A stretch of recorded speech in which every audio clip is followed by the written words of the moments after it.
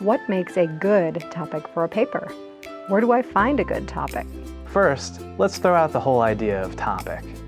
After all, most dictionaries define the word topic as the subject of a speech, essay, thesis, or discourse. Is this really what you're looking for? It sounds more like a report or an encyclopedia entry. Don't you want to produce more than this when writing your first psychology or English composition paper? Don't you want to create something that is interesting both to your professor and to yourself? Don't you want to learn something you didn't know before? Let's replace the word topic with the word question or research question. This implies a quest for something, a search or an active pursuit. Knights in shining armor. It's more than just a subject or a topic. This implies that you may or may not find a precise answer. This implies investigation, weighing evidence. Go for it. So what makes a really good research question? Let's start with a regular old question and see if we can figure this out. As far as I can tell, this question has only two possible answers, yes or no. I might be able to construct some pretty good arguments for one side or the other, but there are still basically only two sides to this coin. Not a lot of active pursuit going on with this question. So, let's try again. Well, this seems to be a little better, but I have a feeling that you either already know the answer or have selected what you believe to be the best answer. You are leading me in one particular direction, even though I may not want to go there. And there's another problem with this question.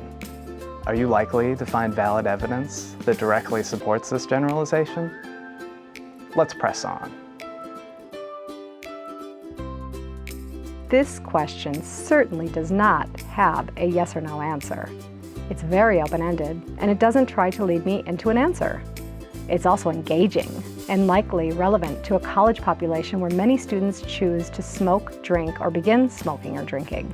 In addition, finding an answer to this question could be significant for me, myself, my classmates, etc. I see possibilities here for investigating the nature of willpower, nature versus nurture, genetics. But the word people is problematic. Are you talking about all the people in the world? Old people? Young people? All nationalities? And do you really have the energy to cover both smoking habits and drinking habits? That's a lot of territory to cover in a single paper. Personally, I feel more comfortable with this question, and here's why. A, it's not oversimplified. There is no yes or no answer. B, I believe I can locate some evidence, social, psychological, physiological, statistical, that would help me find an answer to this question. C, it's an interesting and relevant question since I am a college student. And D, this question is manageable. I believe I can answer it within the confines of my assignment. E, I might learn something new in the process of answering this question. My investigation has positive consequences. Good research questions are generally not black and white, but rather have at least 51 shades of gray and maybe more. Some research topics can be more difficult than others. Very local topics might be only covered in local newspapers and might be hard to find in the general press.